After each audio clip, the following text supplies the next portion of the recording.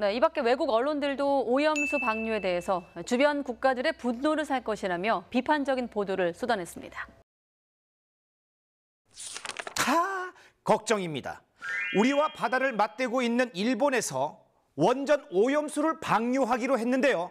세계 여러 나라에서 안 된다, 잘못된 결정이다 비판을 하지만 일본은 그 말을 외면한 채 결정을 굽히지 않고 있습니다. 지난 2011년 동일본 대지진으로 후쿠시마 제1원전의 폭발 사고가 일어났고요. 이후에 계속해서 오염수 문제가 발생하고 있는데요. 사고로 녹아내린 핵연료를 식히기 위해서 냉각수를 주입하고 외부에서 지하수나 빗물 등이 들어가면서 후쿠시마 원전에서는요, 지금도 하루 140톤가량의 오염수가 생겨나고 있습니다. 원전 운영사 도쿄전력 측은 저장 탱크를 만들어서 이 오염수를 보관하고 있는데요.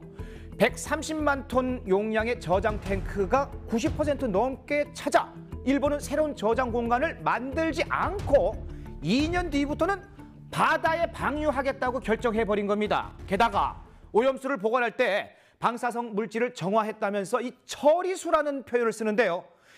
이 처리수 안에는 이제 세슘 등 인체에 치명적인 여러 방사능 물질을 완벽하게 처리하기는 어렵고요. 특히 사람에게 피폭을 일으키는 삼중수소는요, 걸러낼 수조차 없다고 밝히기도 했습니다. 일본은 이 삼중수소가 포함된 물을 희석해 방류하겠다고 하지만 바닷속 먹이사슬을 거쳐 결국 우리 인간의 몸에 쌓이게 될 거라는 우려를 낳고 있는데요. 일본 정부는 방사성 물질인 삼중수소를 캐릭터화해서 홍보하고 아소다로 부총리가 마셔도 괜찮다라는 발언까지 해서 공분을 불러일으켰죠. 자, 이에 대해서 You drink first, 당신부터 마셔봐 와 같은 비판이 나오고 있습니다. 오염수, 처리수, 어떤 표현을 쓰는가에 따라서 위험성을 대하는 시각 자체가 달라지죠.